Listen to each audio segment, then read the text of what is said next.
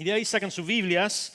Estamos en una serie nombrado Dios nunca dijo eso, tratando con algunos de los dichos que a veces escuchamos y pensamos o creemos que quizás Dios dijo eso, pero realmente nunca aparece en la Biblia.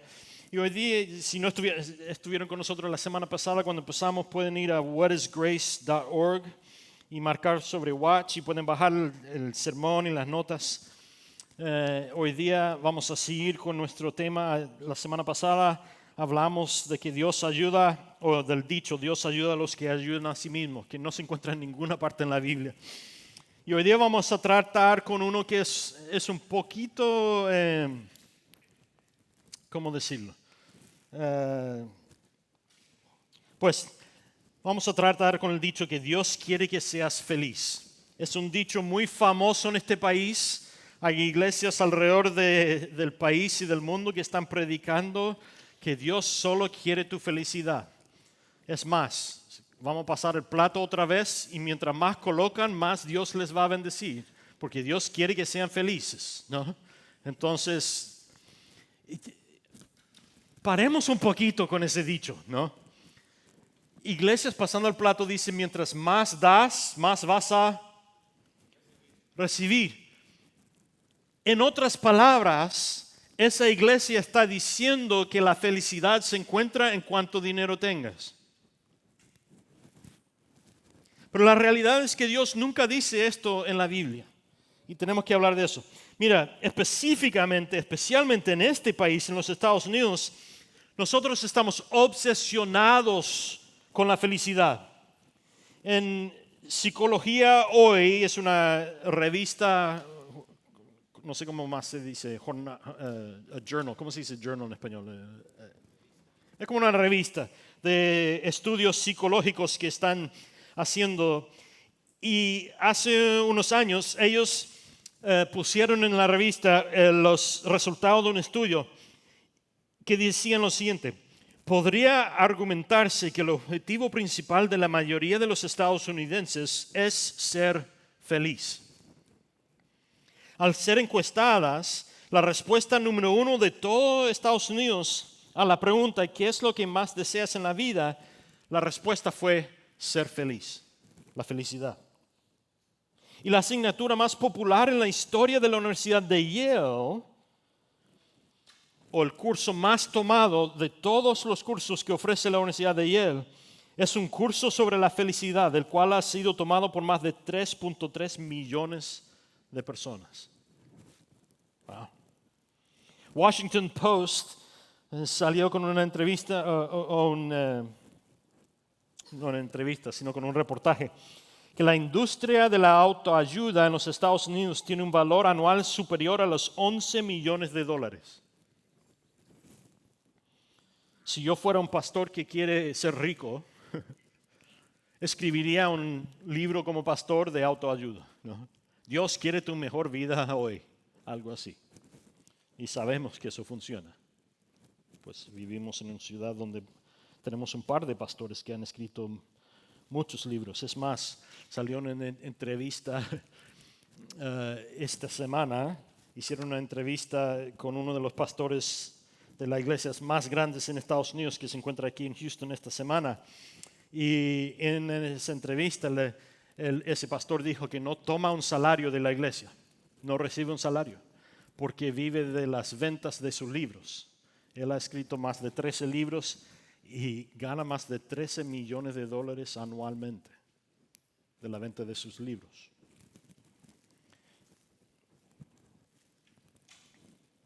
A pesar de todo este enfoque, y todos esos 13 libros se tratan de felicidad, su mejor vida. A pesar de todo este enfoque, Estados Unidos ocupa un puesto bajo en las clasificaciones mundiales de la felicidad.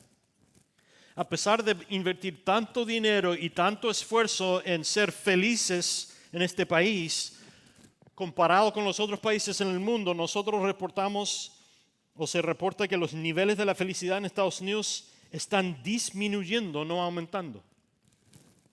Y clasificado con los otros países del mundo, Estados Unidos es uno de los países más infelices de todo el mundo. De ahí la paradoja es que una cultura obsesionada con la felicidad a menudo no es feliz. Entonces debemos de hacernos la pregunta esta mañana: ¿realmente quiere Dios que seamos felices? ¿Es la felicidad el objetivo de Dios para ti y para mí, según la Biblia? ¿Es la felicidad el propósito de la vida? Me encanta un pastor, Rick Warren.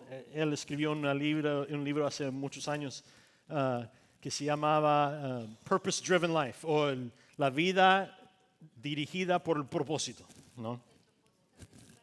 El propósito de Dios para tu vida. Gracias. Y en ese libro él dice lo siguiente: no se trata de ti. El propósito de tu vida es mucho mayor que tu propia realización personal, tu paz mental o incluso tu felicidad.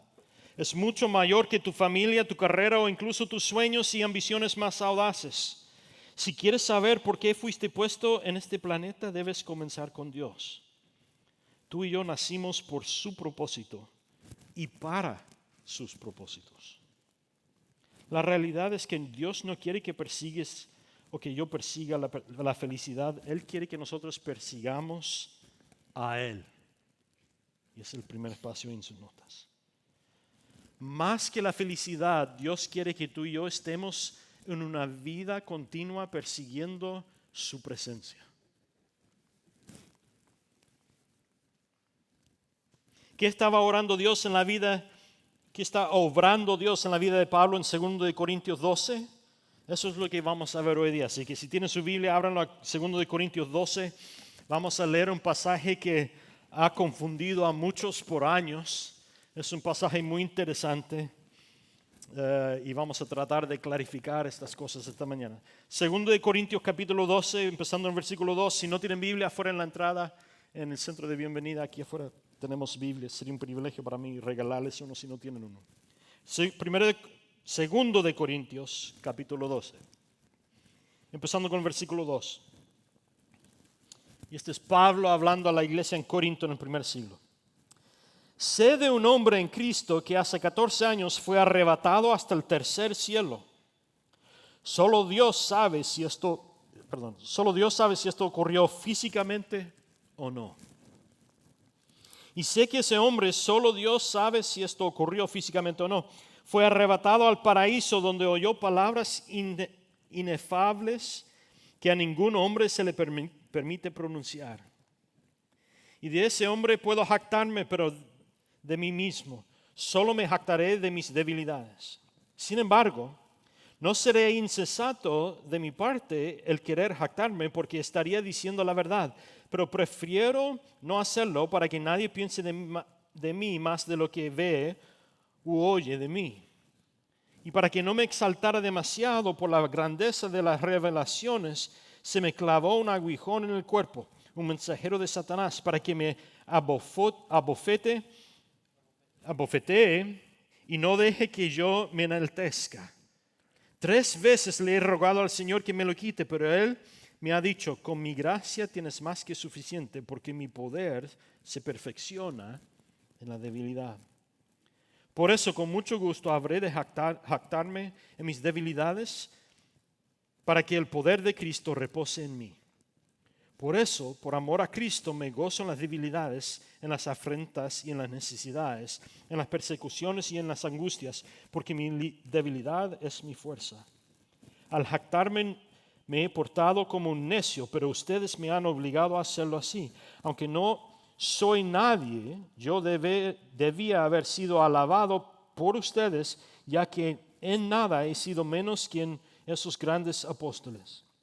Con todo, las señales del apóstol se han realizado entre ustedes con toda paciencia por medio de las señales, prodigios y milagros.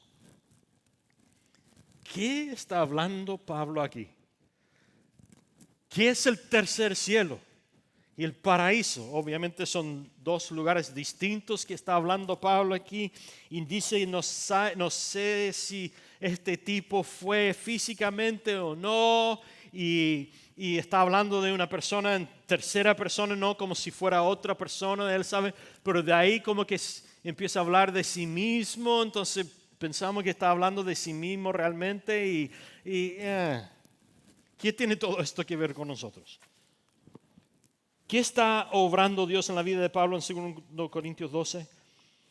¿Estaba Dios obrando para la felicidad de Pablo aquí en la tierra? Al llevarlo al cielo a ver lo que vio.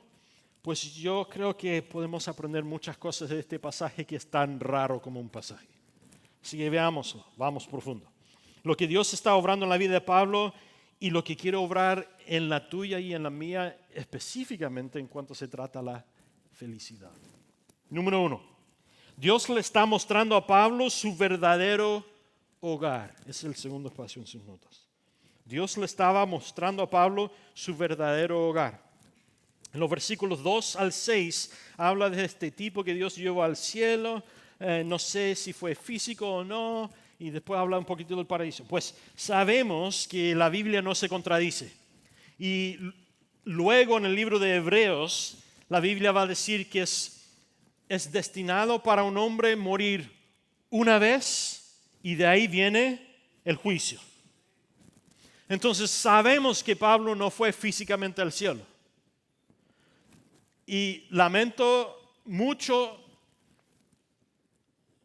¿cómo se dice? Pop your balloon. Lamento mucho reventar su gozo, pero libros como lo que escribió este joven que dice que murió y fue al cielo, ¿no? y describe lo que vio en el cielo. La Biblia dice en Hebreos que es provisto para un hombre morir una vez y de ahí viene el juicio. Entonces, cuando vamos al cielo, el cielo no lo experimentaremos hasta después del juicio, según Apocalipsis. Entonces, yo creo que Pablo no fue físicamente al cielo aquí, sino que Dios le dio una visión de lo que está pasando en el cielo. Si fue físicamente o no, eso no es lo importante. Lo importante que vemos aquí es que Dios le demuestra su verdadero hogar. ¿Y por qué es importante esto? Porque Dios nunca quiso que este mundo fuera nuestro destino final. Porque este mundo es un mundo caído, bajo la condenación del pecado. Toda la creación está bajo la condenación del pecado. Eso significa que... No miren eso. Cuando salgas de aquí esta mañana y ven el cielo azul, ese azul no es azul verdadero, porque está bajo la condenación del pecado. Literalmente, cuando nosotros lleguemos al cielo, veremos colores que nunca hemos visto. Y veremos los colores no bajo la condenación del pecado. Algunos dicen que quizás cuando lleguemos al cielo no solo veremos colores distintos, sino que sabremos que colores inducen olores y sabores. ¿Quién sabe? Lo que sí sabemos es que todo lo que vemos en la creación hoy está bajo la condenación del pecado. Entonces los árboles son más pequeños. Los árboles mueren y vienen de vida después. Nosotros no fuimos destinados para este mundo como un destino final. En otras palabras, tú y yo no debemos de buscar la felicidad en este mundo, porque nuestra felicidad, nuestro gozo es eterno y es más allá. Entonces, literalmente describir o decir que Dios lo que más quiere en mi vida es mi felicidad cuando yo estoy en un mundo bajo la condenación del pecado, es un dicho que no es bíblico y es incorrecto. Cristo dijo, es necesario que yo muera porque voy a preparar un hogar para ustedes, donde no se arruinan las cosas, donde mueren las cosas y donde van a ser tan bellas las cosas que aún las calles van a ser de oro. Y quizás no son físicamente de oro, pero lo que Cristo está describiendo es es que las cosas que tú y yo donde caminamos y tiramos las cosas en el cielo, las cosas más insignificantes van a ser más valiosas que lo que valoramos más en este mundo. Ese es el hogar que Dios está preparando para nosotros. Dios permitió que Pablo viera el cielo y viera su verdadero hogar, donde va a pasar toda la eternidad. En Filipenses 3:20 dice que nuestra ciudadanía está en los cielos. Ahora sí hay 3 cielos, bíblicamente también. Y por eso Pablo dice que vio el tercer cielo. Esto es importante para nosotros. Porque la Biblia menciona en el Antiguo Testamento que Dios está en el cielo. En el cielo. La Biblia dice en Apocalipsis que cuando vuelva Jesús, va a venir el juicio y Dios va a crear un nuevo mundo y un nuevo cielo. Y Cristo mencionó el paraíso cuando Él estaba. Entonces tenemos el cielo donde Dios está ahora, que estaba mencionado en el Antiguo Testamento. Tenemos el paraíso que Jesucristo menciona cuando habla de un vagabundo y un hombre rico. ¿Se acuerdan de esa historia? Y Él dice que los dos murieron. Y el vagabundo fue al paraíso y el hombre que era rico fue no al infierno, al Hades. Y que el hombre rico estaba rogando a Moisés que le dejara volver a la tierra para decirle a sus hermanos que crean en Dios para que no vengan al Hades.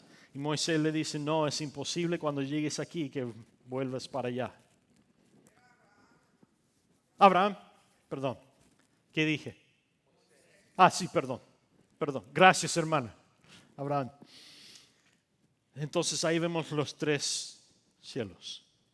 Pablo fue al tercer cielo. No pudo haber ido físicamente al tercer cielo porque el tercer cielo no se ha creado todavía, según el libro de Apocalipsis. Entonces, eso es importante para nosotros entenderlo porque Pablo ve el cielo que va a existir para toda la eternidad. Y ese es el hogar que Cristo está preparando para nosotros.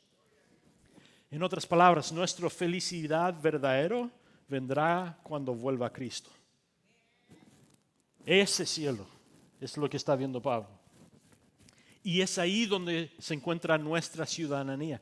El momento en que yo rendí mi vida al señorío de Cristo, la Biblia dice que Él escribió mi nombre en su libro de la vida o en el registro de la ciudadanía del tercer cielo.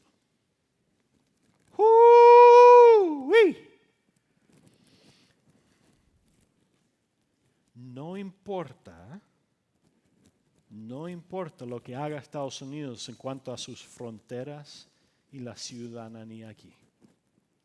No te preocupes, porque si tú has rendido tu vida al señorío de Cristo, tú tienes un pasaporte y tienes ciudadanía en el cielo. Y nadie te lo puede quitar. Mira qué grande es Dios.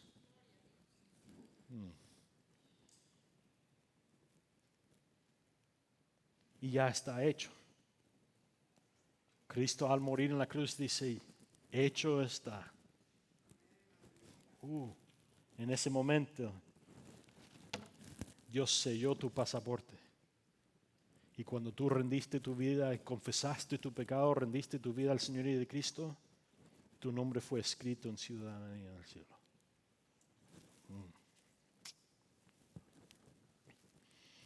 Rick Warren también en su libro dice, para evitar que nos apeguemos demasiado a la tierra, Dios permite que sintamos una cantidad significativa de descontento e insatisfacción en la vida, anhelos que nunca se cumplirán en este lado de la eternidad. No somos completamente felices aquí, ni seremos nunca completamente felices aquí, porque no se supone que debemos de serlo. Dios no quiere que seamos completamente felices aquí. La tierra no es nuestro hogar definitivo. Fuimos creados para algo mucho mejor. y darse cuenta de que la vida en la tierra es solo una asignación temporal debería alterar radicalmente nuestros valores. Los valores eternos y no los temporales deberían convertirse en los factores y los factores determinantes de nuestras decisiones. A los ojos de Dios, los mayores héroes de la fe no son aquellos que alcanzan prosperidad, éxito y poder en esta vida, sino aquellos que tratan esta vida como una asignación temporal y sirven fielmente esperando su recompensa prometida en la eternidad. Se requiere fe para vivir en la tierra como un extranjero, pero al morir no te irás de casa, sino que irás a casa. Es por eso que no debemos de creer en el dicho de que Dios solo quiere nuestra felicidad ahora. Es una herejía. Es una mentira del enemigo para tentarnos a abandonar lo que realmente deberemos de valorar. Y eso es las cosas eternales. Una de las palabras que usa la Biblia para referirse al cielo es gloria. Gloria es a la vez un nombre para el cielo y un resumen de nuestro propósito principal en la vida. Es por eso que en la antigüedad la confesión del Westminster, eso es una confesión que empezó en la iglesia en Europa hace miles de años, cuando la iglesia está creciendo y aún se repite muchas veces en iglesias hoy.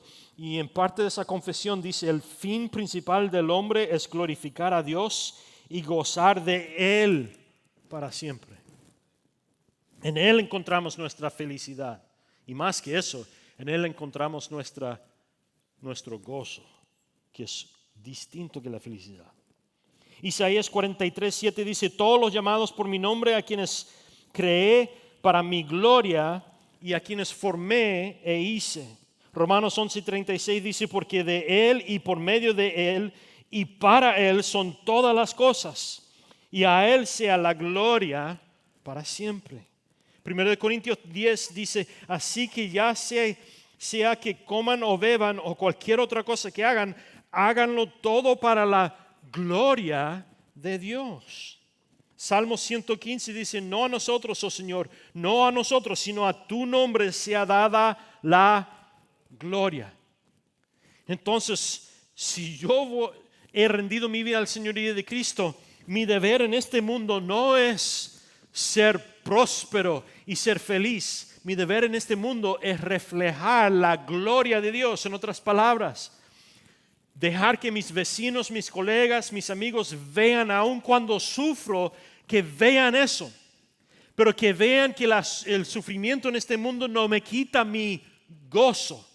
No es necesario que sea feliz con mi sufrimiento, pero aún tengo gozo en mi sufrimiento, porque mi gozo se encuentra en la gloria de Dios, tanto en su carácter como en el hogar que está preparando para mí.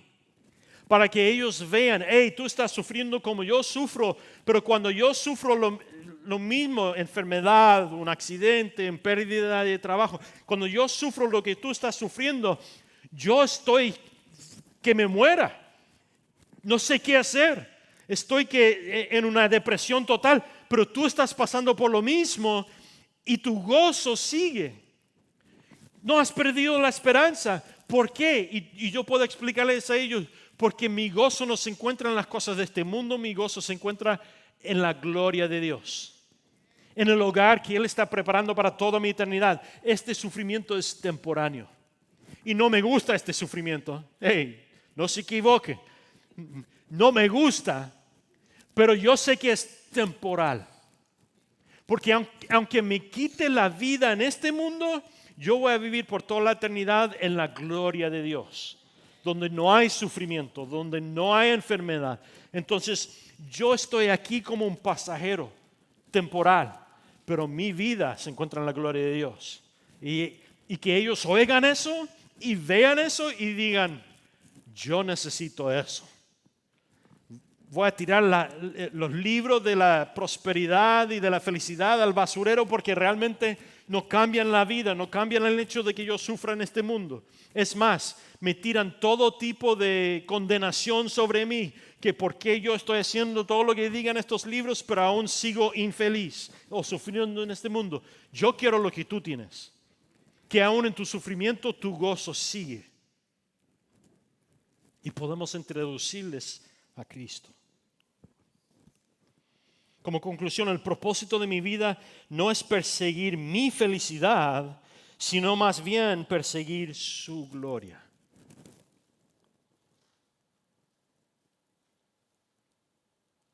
La Biblia describe 5 maneras de glorificar a Dios en nuestra vida cotidiana. Pregúntate esta mañana, ¿cuál de ellas me está impulsando el Espíritu de Dios a poner en práctica esta semana? Adorarlo a Él, tener comunión con su familia. Y esta es la familia de Dios, la iglesia. Llegar a ser cada vez más semejante a Él, servir a los demás o compartir mi fe. ¿De qué manera Dios me está impulsando a glorificar a Dios esta semana? Miren lo que dice la Biblia. Regocíjense en el Señor siempre, es lo que dice Filipenses 4:4. ¿Saben cuándo escribió Pablo estas palabras? Regocíjense en el Señor siempre. Estaba en una cárcel. Eso suena horrible. Pero el cárcel romano era una, ¿cómo se llama? Cisterna. Era donde... Aquí nosotros viviendo en Estados Unidos, cuando nosotros vamos al baño, terminamos y no se huele más y no se ve más. En Roma, todo lo que yo he echado de mi cuerpo va a la cisterna. Y es ahí donde tiraban a los prisioneros. Y desde ese lugar, Pablo escribe: regocíjense en el Señor siempre. No dice sean felices siempre, dice tengan gozo siempre. ¿Cuál es la diferencia? La felicidad depende de lo que me sucede, de mi circunstancia. Pero el gozo es algo que podemos elegir independiente de nuestras circunstancias. La clave de esto es la frase en el Señor. Regocíjense o tengan gozo siempre en el Señor. Miren el diagrama que puse en sus notas. La felicidad es una emoción temporal basada en las circunstancias. El gozo es un estado de paz, gracia y gratitud interno. En otras palabras, la felicidad viene de afuera para adentro. De lo que me está sucediendo impacta cómo siento. El gozo viene desde el interior para afuera. El gozo impacta cómo respondo a mi circunstancia. La felicidad es derivada de la misma raíz que la palabra suceso. Y el gozo es derivada de la misma palabra raíz en que derivamos la palabra gracia, o la palabra en el griego es charis. En otras palabras, el gozo, el mismo palabra gozo en el griego viene de la misma palabra raíz de la palabra gracia en el griego. En otras palabras, el gozo viene de la gracia de Cristo en mí, no viene de mi circunstancia. Otra manera de explicarlo, como dice Gálatas 5, es que el gozo es un fruto del Espíritu. La felicidad es un fruto de las circunstancias, el gozo es un fruto del Espíritu. La felicidad se encuentra en medio de tus circunstancias. Entonces, cuando cambia la circunstancia, se te va la felicidad también. El gozo se encuentra en el Señor y el Señor nunca nos abandona. ¿Elegirías hoy y te esforzarías a creer en la alegría o crecer en alegría o en gozo y utilizando el esquema del libro de Filipenses, que es un libro que Pablo escribe a la iglesia en Filipo, que se trata completamente del libro del gozo? Y ahí puse una explicación de este esquema del libro de Filipenses. Convertirme cada vez más en la persona de oración, adoptar la perspectiva que para mí el vivir es Cristo y el morir es ganancia, servir a los demás y anteponer a otros más que a mí mismo, dejar el esquema de quejarme y de discutir en las circunstancias, valorar a las personas en mi vida, hacer el conocimiento de Cristo la prioridad número 1 de mi vida, resolver los conflictos en mi vida, elegir ser gozoso y elegir estar contento en Cristo. Mira, quizás hoy o esta semana leerías el libro de Filipenses. Son unos 4 o 5 páginas. Y orarías estas cosas. Dios, ayúdame a convertirme cada vez más en una persona de oración. Dios, ayúdame a adoptar la perspectiva que para mí vivir es Cristo y morir es ganancia. Y así, uno por uno, vaya leyendo los versículos y ora esa oración. Dios, hágame más gozoso. Dios, hágame contento en Cristo más que en las cosas de este mundo. Dios nunca nos promete felicidad en este mundo. Pero sí Dios nos ha mostrado cuál es nuestro verdadero hogar. Número 2, Dios está invitando a Pablo a través de esta visión a una dependencia total en Él. Es el espacio ahí en el número 2. Dios estaba invitando a Pablo a una dependencia total en Él. Miren lo que dicen los versículos 7 al 10 otra vez. Y para que no me exaltara demasiado por la grandeza de las revelaciones, o de la visión de estos, del tercer cielo y del paraíso, se me clavó un aguijón en el cuerpo, un mensajero de Satanás, para que me abofetee y no deje que yo me enaltezca. 3 veces le he rogado al Señor que me lo quite, pero Él me ha dicho, con mi gracia tienes más que suficiente para que mi poder se perfecciona en la debilidad. Por eso, con mucho gusto, habré de jactarme en mis debilidades para que el poder de Cristo repose en mí. Por eso, por amor a Cristo, me gozo en mis debilidades, en las afrentanzas y en las necesidades, en las persecuciones y en las angustias, porque mi debilidad es mi fuerza. ¿Escucharon lo que dijo? Por eso yo me gozo cuando estoy pasando por debilidad. Porque es en mi circunstancia difícil, en mi sufrimiento, en mi debilidad, que Dios demuestra su poder y su gloria.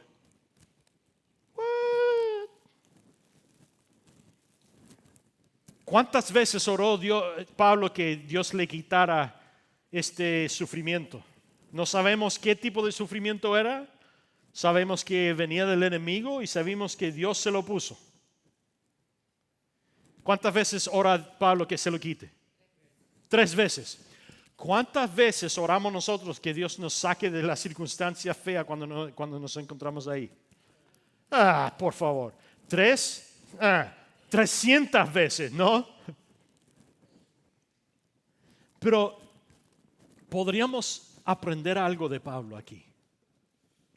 Pablo le pide 3 veces que Cristo remueva este aguijón, como él menciona, y después de la tercera vez, cuando Dios no se lo quita, cambia su actitud.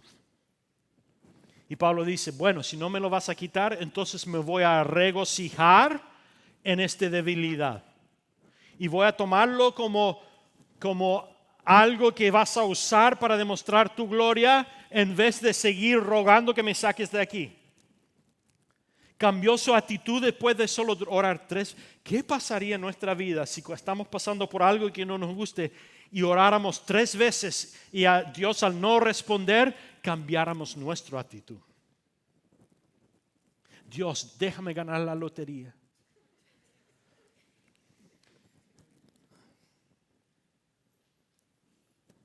Pero comprar un boleto sería pecado. Así que Dios, deja que alguien me compre un boleto y que gane la lotería. Y lo oras no sé cuándo se eligen los números. No lo mencionen. 2, 3 veces a la semana, qué sé yo. 2, 3 veces por semana orando. Dios, déjame ganar la lotería. Daré el doble del diezmo. ¿Qué pasaríamos si después de la tercera vez no ganando la lotería cambiáramos nuestra actitud. ¿Sabes, Dios? Yo no necesito esa mansión. ¿Sabes, Dios? Yo no necesito esos autos. ¿Sabes, Dios? Yo no necesito esa ropa. ¿Sabes, Dios? Yo no necesito esas cosas. Y en vez de seguir pidiendo por ganar la lotería para poder salirme de siempre sentir la necesidad del dinero, déjame regocijarme en mi debilidad, en que cada vez que tengo que pagar las cuentas y parece que hay más cuentas que dinero que está ingresando, me recuerda a mí que yo no vivo para este mundo, que este no es mi hogar. Que me recuerde, Señor, que yo estoy viviendo para mi hogar que está en el cielo, donde no hay sufrimiento. Entonces quita mis ojos de las cosas temporales y recuérdame para vivir para las cosas eternas. Y déjame tener gozo en medio de este aguijón del enemigo que son las cuentas.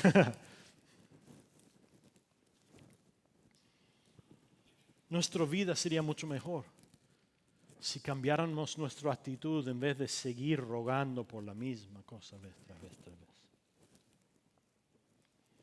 No, Dios quería que Pablo tuviera una dependencia total en Él. Y si Dios quiso eso para Pablo, Dios lo quiere para nosotros también. Si el objetivo de Dios para Pablo hubiera sido la felicidad en esta vida, entonces Él habría quitado a Pablo su aguijón. Pero no solo eso, lo hubiera quitado de la prisión, pero no lo hizo. Dios estaba llevando a cabo un plan mucho más grande en la vida de Pablo y también en la mía y en la tuya. Es más, Dios va a dejar que Pablo muera por el Evangelio. Le van a cortar la cabeza a Pablo por el Evangelio. Pero gracias al sufrimiento de Pablo en este mundo, tú y yo estamos aquí leyendo las palabras del Espíritu Santo. Porque antes de Pablo, ninguno de los apóstoles dejaron Jerusalén.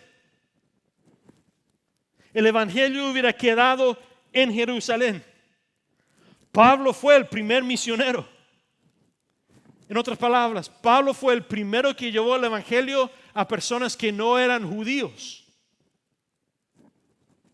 Tú y yo estamos aquí gracias a la obra y la dependencia y el rendimiento de Pablo y la muerte de Pablo. Y Pablo hoy con Dios, cada cristiano que llegue después del juicio al cielo, cada cristiano que ha nacido después del primer siglo va a estar en el cielo por parte de la vida de Pablo. Más de la mitad de nuestro Nuevo Testamento fue escrito por Pablo, bajo la inspiración del Espíritu Santo. Gracias al hecho de que Pablo fue dispuesto a cambiar su actitud, tenemos nosotros la mitad de nuestro Nuevo Testamento, tenemos el Evangelio en un mundo que no es judío y tú y yo iremos al cielo. La recompensa de Pablo no era que Dios lo quitara de su prisión temporalmente, no era que Dios le quitara ese aguijón. La recompensa de Pablo será que por toda la eternidad, la mayoría de la población en el cielo estarán ahí en parte por su sufrimiento. Y les juro que Pablo, donde está él en el cielo con Cristo, él está dispuesto y él dirá, fue más valioso sufrir por 30 años por la causa de Cristo y ver a millones en el cielo conmigo y no sacrificaría esos 30 años por estos millones de personas que están en el cielo hoy día. Tú y yo pasando por sufrimiento y cosas que no son felices, no sabemos cómo Dios lo está utilizando, pero lo que sí sabemos, por las mismas palabras de Pablo en el libro de Romanos, es que Dios utiliza todo para el bien de aquel que está en Jesucristo. Aunque yo no vea cómo lo está utilizando para mi bien y el bien de los más, es una promesa del Señor.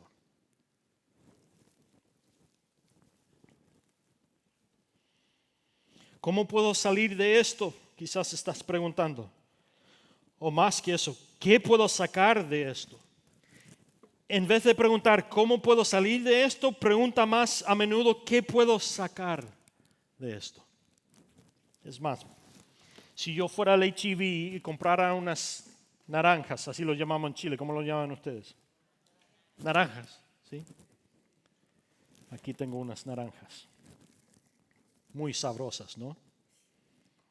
Uy. Bellas. ¿Alguien quiere comer una naranja? O ahí atrás, ahí hay otro.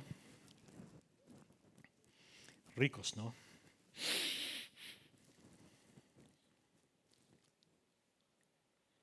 La Biblia dice que el gozo es un fruto del Espíritu Santo. Eso significa que no proviene de mí, viene del Espíritu, la obra del Espíritu en mí. Pero el fruto, si yo lo saco, por ejemplo, una naranja, si yo lo saco del árbol y lo como, desaparece. Si no lo saco del árbol, después de un tiempo va a caer del árbol y se va a empezar a pudrir. Se va a echar a perder. El fruto es temporáneo y cada año tiene que producir más y más fruto el árbol. Hay algunos que dicen que nosotros miramos al fruto más a menudo que mirar al raíz. En otras palabras, nosotros miramos a menudo a las flores que salen en la primavera, pero ¿qué pasa en el otoño? Mueren las flores. Y si nosotros estamos mirando simplemente al fruto y no mirando al raíz, es posible que cuando mueran las flores yo eche toda la planta al basurero, sin saber que si lo dejo ahí por un tiempo, llegará otra primavera y producirá flor o fruto otra vez, ¿no? Lo otro interesante del fruto del Espíritu es que para que tomemos beneficio del fruto es necesario consumirlo, ¿no? ¿Y cómo puedes consumir una naranja? Pues quizás algunos de ustedes lo comen como manzana, pero yo no. ¿Qué? Le secamos la piel, ¿no? Para poder disfrutar del fruto del interior. El problema con eso es que si yo soy una naranja, sacarme el fruto o sacarme la piel del fruto duele.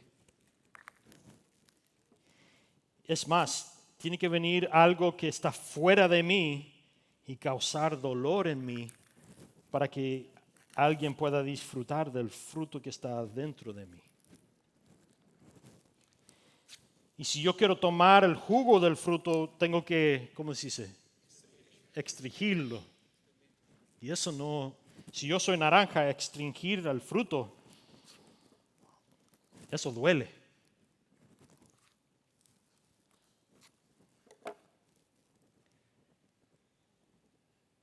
Es muy fácil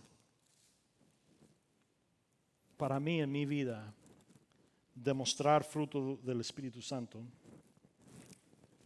pero sacar beneficio del fruto del Espíritu Santo es otra cosa completamente. Porque esto no es una naranja.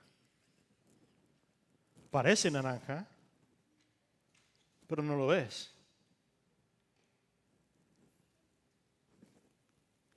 Y hay muchas personas en el mundo hoy día que claman el nombre de Cristo, pero empiezas a extringirlos y no sale nada de fruto de ellos. Es muy fácil clamar que yo soy un cristiano y que tengo el fruto del Espíritu Santo, pero la única manera de que otras personas se benefician del fruto que está dentro de mí, es primero que nada, es que haya fruto dentro de mí. Y segundo, que yo deje que alguien venga y exprima el fruto de mí para que ellos beneficien de él.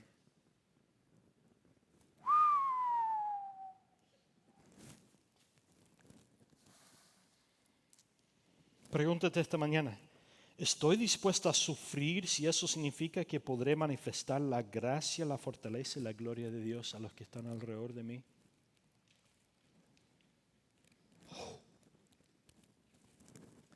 Si el gozo es un fruto del Espíritu Santo, entonces yo soy la planta. O Cristo lo dijo así, yo soy la vid y ustedes son las ramas. El que está en mí está en Dios. Entonces yo tengo que tener mis raíces plantadas en Dios y el fruto del Espíritu Santo no es para mí, es para los que están fuera de mí. Entonces yo tengo que dejar en momento de sufrimiento que Dios produzca fruto en y a través de mí para el beneficio de ellos. Y para que ellos beneficien del fruto que está en mí es necesario que Dios me exprima de vez en cuando para que ellos puedan sentir, oler y saborear el fruto del Espíritu Santo. El gozo de Dios no viene en que me deje ganar la lotería. El gozo de Dios es que en medio de circunstancias difíciles, Él está ahí conmigo. Y el gozo está en que en mi sufrimiento hay otras personas que no conocen a Dios y cuando vean que mi esperanza y mi gozo sigue en medio del sufrimiento, ellos pueden saborear el gozo del Señor de una manera que nunca lo harían de otra manera y pueden tener una experiencia del Señor, de la bondad del Señor, de la gracia del Señor, de la fortaleza del Señor, de la esperanza que viene del Señor y no de la circunstancia. Y cuando ellos experimentan eso, ellos querrán lo que nosotros tenemos.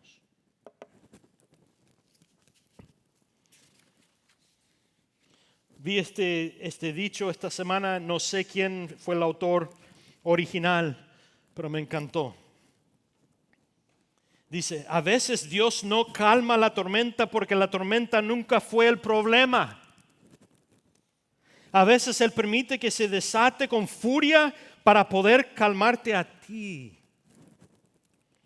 Esa situación no estaba destinada a quebrantarte, sino a edificarte. Mira, todo el mundo desea paz, todo el mundo desea claridad, pero nadie quiere el dolor que las produce. Sin embargo, el crecimiento no ocurre en la comodidad. La fortaleza no se manifiesta en el silencio y la tormenta reveló quién eras, pero también quién no eres. Y ese es el regalo. La tormenta despojó las mentiras y expulsó las debilidades. Arrancó todo lo falso para que Dios pudiera mostrarte lo que es real.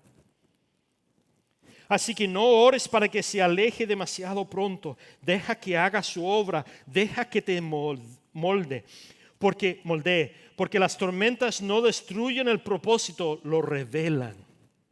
Y al otro lado de esto no solo sobrevivirás, te mantendrás de pie de manera diferente, caminarás de manera diferente y creerás de manera diferente. Porque cuando has atravesado un dolor genuino, hablas con un poder genuino. Por eso Él permitió que te golpeara esa tormenta. Nunca se trató de la tormenta en sí, sino de lo que está despierto, despertó. Gracias. Lo que ésta despertó dentro de ti. Oh, qué bella, ¿no?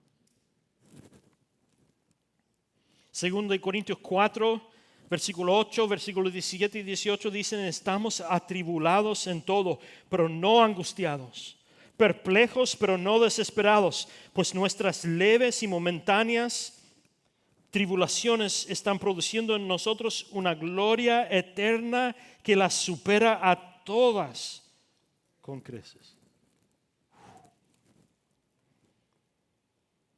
¿Estarías dispuesto a entregar tus debilidades a Dios y rendirlos a Él y recibir la gracia plenamente suficiente y la fortaleza plenamente suficiente esta mañana? ¿Qué es lo que quieres lograr en mi vida a través de esto? Pregúntale a Dios y de ahí ríndate a Él. Señor, quiero colaborar contigo para el cumplimiento de tus propósitos en mi vida, a través de mi vida, por amor de Cristo y para tu gloria, Señor. Dependa completamente de Él, porque tu hogar no es esta, es la que viene. Y finalmente, Dios le estaba mostrando o le estaba dando a Pablo un testimonio para compartir con los demás. Como ya hemos mencionado, gracias al testamento de Pablo, nosotros estamos aquí hoy día. Miren lo que dice el versículo 9 otra vez. Pero Él me ha dicho, con mi gracia tienes más que suficiente, porque mi poder se perfecciona en la debilidad. Por eso con mucho gusto habré de jactarme en mis debilidades, para que el poder de Cristo repose en mí. Dios le estaba dando a Pablo un testimonio mediante el cual él podía jactarse de lo que el Señor había hecho en y a través de las debilidades de Pablo. De las 5 cosas que glorifican a Dios: la adoración, la comunión, el discipulado, el servicio y el evangelismo. Esta última es la única que solo puedes realizar mientras estás en la tierra. Porque cuando vuelva Cristo la segunda vez, ahí es donde termina el evangelio. Ya no podremos ganar a más personas. Las demás las haremos por toda la eternidad. Sin embargo, compartir nuestra fe con los no creyentes es algo que solo puede hacerse durante la vida aquí en esta tierra.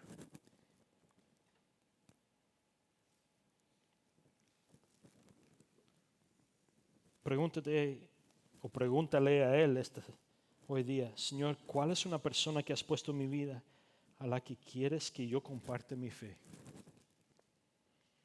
Orando por ellos y esperando el momento exacto en que tú abras la puerta para que yo pueda compartir mi fe con ellos. Usando mi testimonio. Usando no un testimonio falso. Y eso es esa es la herejía, la mentira del enemigo. Que yo comparte con todo el mundo que con Cristo todo es perfecto. Porque yo he rendido mi vida a Cristo, yo nunca he tirado. Cuando rendí mi vida a Cristo, terminó el gas de mí. Ya no huelo mal. Todo es perfecto. ¿Cuál es el problema con ese testimonio? Es que no es realidad. El mundo no necesita ese testimonio porque ellos nunca experimentarán eso, a menos que rindan su vida a Cristo y vuelva a Cristo. Y hasta que vuelva a Cristo, Dios promete que en esta vida tendremos problemas. Entonces, ellos no necesitan un testimonio de que yo soy perfecto gracias a Cristo. Lo que ellos necesitan es un testimonio que, mira, aun cuando yo pase por malas circunstancias, Cristo está conmigo. Y Él redime toda circunstancia. Y lo que el enemigo intenta para mi mal, Dios lo convierte para mi bien y para el bien de los demás. Y aunque no cambie mi circunstancia, Dios promete que un día cuando yo muera o Él vuelva por segunda vez, cualquiera de las dos venga primero, desde ese momento en adelante, yo viviré sin sufrimiento. Viviré una vida de gloria con mi Dios, mi Creador. Sin enfermedad, donde pueda comer todo el chocolate que quiera. ¿Ya? Ese es el testimonio que necesitan. Es por eso que Pablo en medio de circunstancias está dispuesto a dar su vida por el Evangelio. Porque Pablo no estaba persiguiendo la felicidad, estaba persiguiendo el gozo del Señor. Amén. Mira, nosotros vamos a darle la oportunidad de responder a la palabra de Dios esta mañana. Y si no están pasando por nada difícil, pues no leyeron su email esta semana. Porque todos nosotros como Grace Fellowship Norte estamos siendo exprimidos.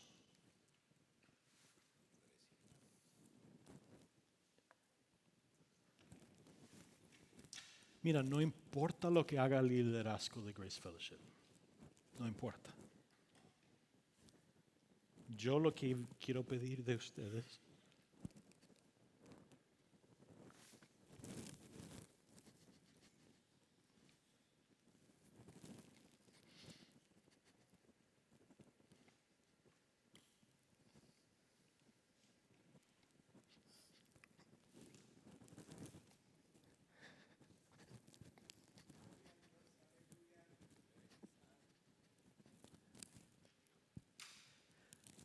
nosotros no servimos a Grace Fellowship.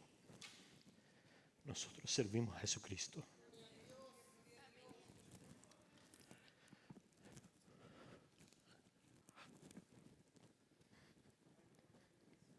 No importa qué decida el liderazgo de Grace. Seamos gente que sirva al Señor.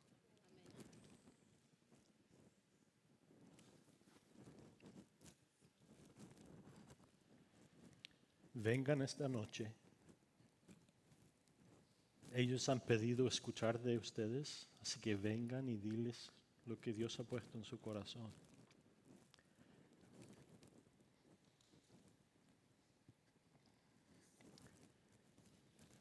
Pero no importa lo que pase. Ustedes son la iglesia. Si vienen a este edificio o van a otra, siguen siendo la iglesia. Y no dejen que el rencor tome su corazón. Glorifiquen al Señor, aparte de lo que haga Grace Fellowship. Amén. Vamos a abrir los altares y dejar que respondemos a la palabra de Dios esta mañana. Y si tú quieres venir a los altares a orar, están abiertos para ti. Si quieres que alguien ore por ti, coloque las manos así, alguien vendrá y orará por ti. Pero alabemos al Señor en medio de ser extremidos. Amén.